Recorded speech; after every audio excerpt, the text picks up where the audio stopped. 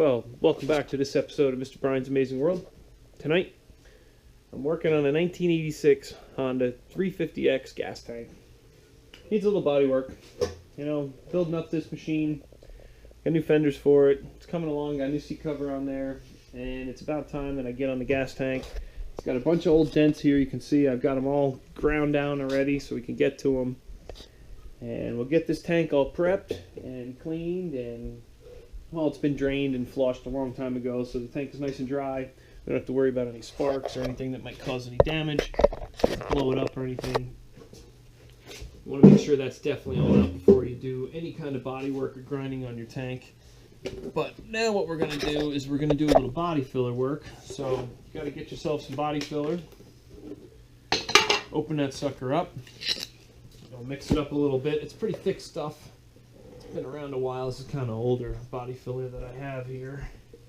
And now this goes the same with anything, whether it's a car or any kind of metal that you're going to be filling. You might want to make sure mix it very well.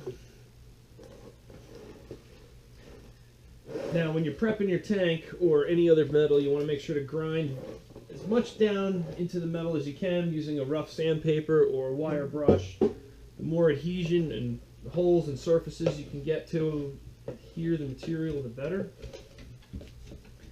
So we'll take a little blob. We don't need much. Maybe, let's say like a golf ball size clump here at the most.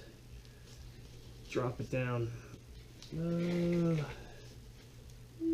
Maybe a tiny bit more should be enough to fill these up, what I have to do. Oh, where'd you come from? Now you want to take your cream hardener here. You got to mix it up. You want to knead this together a little bit because it's probably been sitting in the store or sitting in a container for a while. Mix this up, add a little bit more. Just a little line. I'm sure you can see that. You know, you don't need a whole lot, but you want to make sure you have enough hardener compared to the Bondo, or else it won't actually harden. Now what you want to do is you want to take your spatula here and kind of mix it in a swirling type pattern. Now the idea here is to keep it flat and not really let air bubbles in, because the more air bubbles you get in here, the harder it is to work with later. So if we can keep it kind of smooth and get this to mix together to a nice consistency, nice little orangish red color. Take a minute to do it. You only have about a minute of working with it, so you have to be really fast. Well, maybe about 3 minutes. And then it'll start setting up. And once this stuff starts to set up, that's it. You're done. You don't want to tinker with it or play with it. Just call it a day and that's that. So what we'll do, put a piece there, put a piece there. Let me clean that off the top. And now I found working with this stuff through the years, the trick is once you put it on, just let it sit. You can always add more real easy. If you try to play with it too much, you just really cause yourself more grief than it's worth. And you're better off putting it on in thin layers and sanding it down as opposed to putting big giant clumps on. Maybe you can see I have a big hole here. And really when you do holes, you want to try to make sure you have no more than a 1/4 inch of thickness, or else you're probably going to crack your material later. So we're doing pretty good here. Like I said, that's built up. We'll let that sit. And this is coming around. I think I got the whole tank. Well, you can hear the cat and the dog going at it. That's kind of funny. But at least they're happy and they're hanging out with me. I think I have that all filled there. It's looking pretty good. There could be a dent there. Now that one will work. You won't see that anywhere. Now, I also, while I have this other little bit of material here, I want to add this to this other big red tank. Now, this is starting to set up. So I only have about one shot, and it's going to start bleeding on me or sticking together. And once this clumps, that's it. You're done.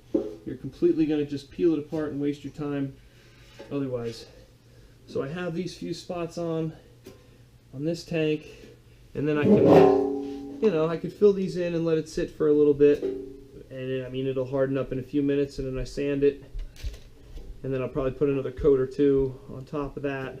But for the most part, I'm getting all the voids, and that should sand out pretty well. Now when you're done, I find it's best to just leave it on the scraper If you try to peel it off, you're making more of a mess. Once this sets up and hardens, you just bend these and it cracks and falls right off of there. Try not to get any of this stuff on your hands ever, because it really never comes off. It's like super goopy, nasty, sticky stuff. And other than that, you know, and like I said, possibly 10 minutes or so, not even, probably 5 minutes, this stuff will be hard enough that I could probably start sanding it. And you sand it a couple times, you put a coat on there, and you keep building it up. And the next thing you know, you're ready to start priming, and we'll sand the rest of the tank down and getting it ready and prepped. Well, I hope you guys liked this video. Stick around, watch the next ones, and I'll show you how to paint the tanks and finish the machines up. And please like and subscribe. Mr. Brian's Amazing World. Thanks a lot. Have a great night.